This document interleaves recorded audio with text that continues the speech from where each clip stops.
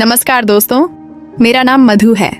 मेरी उम्र 25 साल की है और गांव की लड़की हूँ तो थोड़ी सी देसी स्टाइल में रहती हूँ। फिगर मेरा 34-36 का है, जैसे कोई परफेक्ट मिट्टी का घड़ा हो जो पानी से भरा हुआ हो।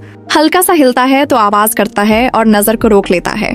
साड़ी पहनकर जब घूमती हूँ तो बदन का हर हिस्सा अपनी जगह पर टिकता है, पर थोड़ा सा हवा चलने पर सब कुछ जैसे जिंदा हो जाता है। पर मैं ऐसी नहीं हूँ जो हर किसी को देखती हूँ, बस अपने पति के लिए ही सब कुछ। आज मैं अपनी जिंदगी की एक कहानी सुनाने जा रही हूँ जो शुरू होती है मेरे ससुराल से। शादी के बाद मैं अपने ससुराल आ गई। मेरा पति राजू गांव में ही दुकान चलाता है। सुबह जल्दी निकल जाता है और शाम को देर से आता है। घर में सिर्फ मैं, मेरी सास और ससुर जी रहते हैं। सास तो अक्सर मंदिर जाती है या पड़ोस में बैठकर गप्पे मारती है, तो घर का काम मुझ पर ही होता है। ससुर जी रिटायर हो चुके हैं, उम्र उनकी 55 के करीब होगी, पर सेहत अच्छी है। रोज सुबह योगा करते हैं और गांव की कमेटी में एक्टिव रहते हैं। वो बहुत सीधे सादे इंसान हैं, पर कभी कभी उनकी बातें ऐसी होती हैं कि लगता है जैसे डबल मीनिंग हो, जैसे वो कुछ कह रहे हैं और कुछ और मतलब निकल रहा है। एक दिन सुबह की बात है, मैं किचन में चाय बना रही थी। ससुर जी बाहर से आए और बोले, बहू आज चाय में थोड़ा एक्स्ट्रा दूध डाल देना, मेरा मन कर रहा है कुछ गर्म और क्रीमी चीज का। मैं हंसी, सोचा ये तो नॉर्मल बात है, पर उनकी आंखों में एक चमक थी जो मुझे थोड़ा सा अनकंफर्टेबल कर गई। फिर वो किचन के दरवाजे पर खड़े हो गए और बोले, तुम्हारे हाथों में जादू है, जो भी बनाओ स्वाद अलग ही आता है। जैसे तुम्हारी उंगलियां छू लेती हैं तो सब मीठा हो जाता है। मैं शर्मा गई, सोचा ये प्रेज है या कुछ और, पर मैंने इग्नोर किया और चाय दे दी। वो पीते हुए बोले, बहू तुम्हारे जैसी बहू मिलना किस्मत की बात है। राजू को तो खुशकिस्मत कह सकते हैं। उनकी बात सुनकर दिल में एक अजीब सी गुदगुदी हुई, जैसे वो सिर्फ प्रेज नहीं कर रहे बल्कि कुछ हिंट दे रहे हैं। उस दिन दोपहर को मैं घर की सफाई कर रही थी। ससुर जी अपने कमरे में थे, पर वो बाहर आए और बोले, बहू मेरे कमरे में एक किताब है ऊपर वाली शेल्फ पर, उसको निकाल कर दे दो, मेरी हाइट नहीं पहुंचती। मैं गई उनके कमरे में, शेल्फ पर चढ़ने लगी। जैसे ही हाथ ऊपर किए मेरी साड़ी का पल्लू थोड़ा सरक गया। ससुर जी पीछे खड़े थे और मुझे लगा वो देख रहे हैं। बोले, अरे बहू संभल कर, गिर न जाना, मैं पकड़ लूं। उनका हाथ मेरी कमर की तरफ बढ़ा, पर वो रुक गए। मैं जल्दी से किताब निकाली और नीचे आ गई। दिल जोर से धड़क रहा था। सोचा ये तो मदद कर रहे थे, पर उनकी आवाज में एक गर्माहट थी जो नॉर्मल नहीं लग रही थी। फिर वो बोले, तुम्हारे जिस्म में कितनी ताकत है, इतनी आसानी से ऊपर चढ़ गई। डबल मीनिंग, या मैं ज्यादा सोच रही हूँ। शाम को राजू आया, हम सब साथ खाना खा रहे थे। ससुर जी बोले, बहू आज दाल बहुत टाइट बनी है, जैसे कोई चीज जो अंदर से उबल रही हो। मैं हंसी, पर अंदर से सोच रही थी कि ये बातें क्यों ऐसी करते हैं। राजू को तो कुछ समझ नहीं आता, वो बस खाता है और सो जाता है। रात को बिस्तर पर लेटी तो सोचती, ससुर जी ऐसे क्यों बात करते हैं, क्या उनका इरादा कुछ गलत है? पर वो कभी कुछ गलत नहीं करते, बस बातें ही ऐसी होती हैं। अगले दिन सुबह फिर वही रूटीन, पर इस बार ससुर जी ने कुछ नया किया। वो बोले, बहू आज गांव की मीटिंग है, तुम भी चलो मेरे साथ, वहाँ बहुत लोग होंगे, तुम्हारी मदद लगेगी। मैं सोची मीटिंग में क्या मदद, पर चली गई। रास्ते में वो कार चला रहे थे और बोले, बहू तुम्हारे साथ बैठकर ड्राइव करना मजा आता है, जैसे रास्ता लंबा होने लगता है पर बोरिंग नहीं होता। उनकी नजर कभी कभी मिरर से मुझ पर पड़ती और मैं शर्मा जाती। मीटिंग पहुंचे तो वहाँ गांव के लोग थे। ससुर जी कमेटी के हेड हैं। वो बोले, ये मेरी बहू है, बहुत कैपेबल है। लोगों ने तारीफ की, पर ससुर जी की तरफ से एक स्माइल थी जो कुछ कह रही थी। मीटिंग में ससुर जी ने मुझे सबके सामने इंट्रोड्यूस किया और लोग ताली बजाने लगे। मैं शर्मा गई, पर ससुर जी का हाथ मेरे कंधे पर रखकर बोले, बहू तुम्हारी वजह से आज की मीटिंग और भी स्पेशल हो गई, तुम्हारी एनर्जी सबको छू रही है। उनकी बात में फिर वही डबल मीनिंग लगी, जैसे एनर्जी का मतलब कुछ और हो। मीटिंग गांव के स्कूल को बेहतर बनाने के बारे में थी। ससुर जी ने प्लान बताया और मुझे बोला, बहू तुम बताओ क्या आइडिया है तुम्हारे पास, तुम्हारी सोच बहुत फ्रेश है, जैसे नई बहार। मैंने कुछ सुझाव दिए, जैसे बच्चों के लिए प्ले एरिया बनाना, और सबने पसंद किया। ससुर जी मुस्कुराए और बोले, देखा बहू कितनी स्मार्ट है, हर चीज को ऐसे हैंडल करती है कि मजा आ जाता है। मीटिंग के बाद लोग चाय पी रहे थे। ससुर जी मेरे पास आए और कान में बोले, बहू तुम्हारे साथ आना अच्छा रहा, रास्ते में वापस जाते हुए और बातें करेंगे। दिल में फिर वही सवाल, क्या ये सिर्फ पिता जैसा प्यार है या कुछ और? वापस घर जाते हुए कार में ससुर जी ने गाना चला दिया, पुराना वाला जो प्यार के बारे में था। बोले, बहू ये गाना सुनो, कितना डीप है, जैसे दिल की गहराई छू जाता है। मैं चुप रही, बाहर देखती रही। फिर वो बोले, तुम्हारी सास तो हमेशा व्यस्त रहती है, लेकिन तुम्हारे साथ समय बिताना अच्छा लगता है। घर में अकेले रहते हैं, थोड़ी कंपनी मिल जाती है।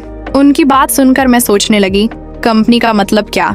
घर पहुंचकर सास जी ने पूछा, कैसी रही मीटिंग? ससुर जी ने कहा, बहू ने कमाल कर दिया, सब इम्प्रेस हो गए। रात को राजू से बात की, लेकिन वो थका हुआ था, सो गया।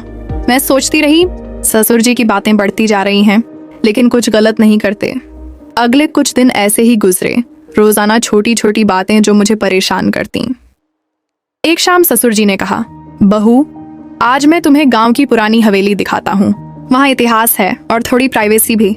मैं हिचकिचाई, लेकिन सास जी ने कहा, जाना, अच्छा लगेगा। हम गए। हवेली पुरानी थी, दीवारों पर पेंटिंग्स। ससुर जी बोले, देखो ये पेंटिंग, कितनी सुंदर औरत है, तुम्हारी तरह कर्व्स वाली। मैं चौंक गई, लेकिन वो हंसे, मतलब आर्ट की बात कर रहा हूँ। अंदर घूमते हुए अंधेरा था। वो बोले, बहू हाथ पकड़ लो, गिर न जाना, यहाँ सीढ़ियाँ टेढ़ी हैं, लेकिन मजा आता है चढ़ने में। उनका हाथ मेरे हाथ पर रखा, लेकिन सिर्फ मद्द के लिए। दिल तेज धड़का, सोचा अब क्या होगा, लेकिन कुछ नहीं हुआ। बस हवेली दिखाई और वापस आ गए। घर आकर सास जी से बात की। वो बोली, ससुर जी अच्छे हैं, बस थोड़े प्लेफुल हैं। लेकिन मेरे मन में शक बढ़ रहा था। कुछ दिन बाद ससुर जी ने कहा, बहू मैं एक नया प्रोजेक्ट शुरू कर रहा हूँ, गांव में लाइब्रेरी बनानी है, तुम मदद करोगी? रोजाना थोड़ा समय दोगी? मैंने हाँ कहा, क्योंकि अच्छा काम था। हम प्लानिंग करने लगे, घर के वरांडे में बैठकर। वो बोले, बहू तुम्हारी आइडियाज बहुत हॉट हैं, मतलब इनोवेटिव। फिर हंसे। प्लानिंग के दौरान उनका हाथ कभी मेरे कागज पर आ जाता, लेकिन एक्सीडेंटली। मैं सोचती, क्या ये इंटेंशनल है? राजू को बताया, लेकिन वो बोला, पापा ऐसे ही हैं, ओवर फ्रेंडली। लेकिन मुझे लगता कुछ तो है। एक दिन प्लानिंग में वो बोले, बहू तुम्हारे साथ काम करना जैसे कोई सीक्रेट शेयर करना एक्साइटिंग लगता है। मैं शर्मा गई और सोचने लगी, ये कहाँ तक जाएगा? लेकिन अभी तक कुछ फिजिकल नहीं हुआ, बस बातें। धीरे धीरे दिन गुजरते गए और ससुर जी की बातें और भी क्लोज लगने लगी। एक दिन उन्होंने कहा, बहू तुम्हारी स्माइल कितनी स्वीट है, जैसे शहद, चखने का मन करता है। मैं चौंक गई, लेकिन वो बोले, मतलब तुम्हारी बनाई मिठाई की बात कर रहा हूँ। ऐसे ही सस्पेंस बना रहा, लगता जैसे कुछ होने वाला है, लेकिन होता नहीं। लाइब्रेरी के प्रोजेक्ट में हम रोजाना मिलने लगे, वरांडे में बैठकर प्लान बनाते। ससुर जी बोले, बहू तुम्हारी आइडियाज बहुत टाइट हैं, मतलब परफेक्ट फिट, कोई गैप नहीं छोड़ती। मैं हंसी, लेकिन सोच रही थी कि ये बातें क्यों ऐसी। एक दिन प्लानिंग करते हुए उन्होंने एक मैप निकाला और बोले, देखो बहू ये जगह कितनी हिडन है, जैसे कोई सीक्रेट स्पॉट। उनका हाथ मेरे कंधे पर रखा, लेकिन सिर्फ मैप दिखाने के लिए। दिल में घबराहट, लगता जैसे अब कुछ होगा, लेकिन वो बस प्लान की बात करते रहे। कुछ दिन बाद हम साइट पर गए, वहाँ खाली प्लॉट था। ससुर जी बोले, बहू यहाँ खड़े होकर देखो कितना स्पेस है, तुम्हारी तरह ब्रॉड विजन। वो मेरे पास आकर बोले, सावधान यहाँ गड्ढा है, मैं सपोर्ट दूं? उनका हाथ मेरी कमर की तरफ, लेकिन छुआ नहीं। मैं पीछे हटी। वो हंसे, डर मत, सेफ्टी की बात कर रहा हूँ। वापस आते हुए बोले, बहू तुम्हारे साथ घूमना एडवेंचर जैसा है। एक शाम ससुर जी ने कहा, बहू आज मैं तुम्हें अपना पुराना डायरी दिखाता हूँ। जवानी की कहानियां हैं। उनके कमरे में गए। वो पढ़ने लगे। ये देखो कैसे एक लड़की से दोस्ती की, कितनी डीप थी। मैं असहज हो गई, लगता हिंट दे रहे। फिर बोले, तुम भी अपनी स्टोरी सुनाओ, क्लोजनेस बढ़ती है। मैंने हल्की बात बताई। वो बोले, तुम्हारी स्टोरी जूसी है। रात को सोचती रही, ये क्या इशारा था। मार्केट गए मटेरियल देखने। ससुर जी बोले, ये वुड स्मूथ है, छू कर देखो, तुम्हारी स्किन की तरह। मैं शर्मा गई। वापस बोले, तुम्हारे साथ शॉपिंग डेट जैसी है। सास जी से कहा। वो बोली, फ्लर्टी है लेकिन हार्मलेस। लेकिन मुझे लगता क्लाइमैक्स आने वाला है। प्रोजेक्ट का ग्राउंड ब्रेकिंग हुआ। ससुर जी ने स्टेज पर बुलाया, बहू तुम्हारे बिना अधूरा। उनकी ग्रिप टाइट थी। उस रात फैसला किया, अगर गलत हुआ तो बोल दूंगी। सस्पेंस बना रहा। ग्राउंड ब्रेकिंग के बाद प्रोजेक्ट तेजी से आगे बढ़ा। हम रोजाना मीटिंग्स करते। एक दिन वरांडे में ससुर जी बोले, बहू ये डिजाइन करवी है, तुम्हारी तरह स्मूथ। मैं नजरें झुका ली। उनका हाथ कागज पर मेरे हाथ के पास आ गया, लेकिन छुआ नहीं। सोचने लगी टच का इंतजार कब तक, लेकिन वो बस बातें करते रहे। शाम को राजू से कहा, पापा जी की बातें हद से ज्यादा हो रही हैं। राजू हंसा, ओवर एक्सप्रेसिव हैं। कुछ दिन बाद ससुर जी ने कहा, बहू आज रात प्राइवेट मीटिंग है फंडिंग के लिए घर पर, तुम तैयार रहना। मैं तैयार हुई, लोग आए, 2-3 आदमी। ससुर जी ने मुझे पास बिठाया, बहू तुम्हारी प्रेजेंस जरूरी है। मीटिंग में तारीफ करते रहे। बहू का कंट्रीब्यूशन डीप है, उनकी नजर टिकी रहती। बोले, अट्रैक्टिव हो गया प्रोजेक्ट। लोग चले गए। ससुर जी बोले, बहू आज कमाल किया, थैंक्स कहने का मन है। दिल धड़का, सोचा अब अकेले में क्या, लेकिन गुड नाइट बोलकर चले गए। अगले हफ्ते ससुर जी बोले, बहू कल साइट पर अकेले जाएंगे, स्पेशल प्लानिंग। मैं घबरा गई। राजू बाहर था। सास जी बोली, जाना। अगले दिन गए। साइट पर बोले, प्राइवेट स्पॉट, बातें करने के लिए परफेक्ट। वो करीब आए। ये जर्नी एक्साइटिंग रही।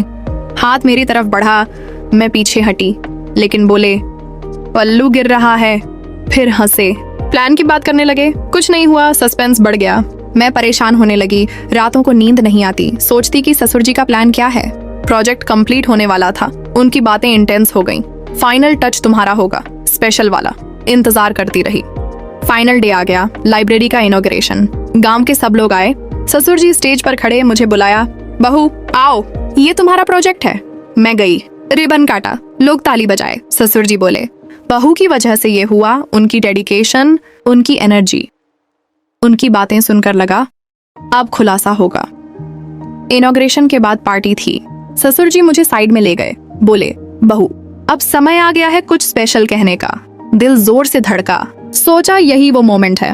मैं तैयार थी बोलने को, लेकिन वो बोले, बहू तुम्हें पता है मैं क्यों इतनी क्लोज बातें करता था? क्योंकि मैं तुम्हें टेस्ट कर रहा था। मैं चौंक गई। टेस्ट? वो हंसे। हाँ, गांव में बहुत सी बहुएं आती हैं, लेकिन तुम जैसी नहीं।